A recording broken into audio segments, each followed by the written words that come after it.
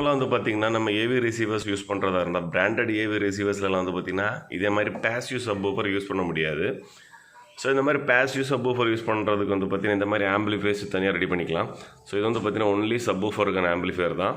So இந்த amplifier மூலமாக நம்ம ஏவி ரிசீவரில் இந்த சப்வூஃபரை கனெக்ட் பண்ணலாம். இந்த ஆம்பிளிஃபையரில் வந்து பார்த்திங்கன்னா ஒரு மாஸ்டர் வால்யூம் வருது, ஒரு ஃப்ரீக்வன்சி கண்ட்ரோலர் வருது.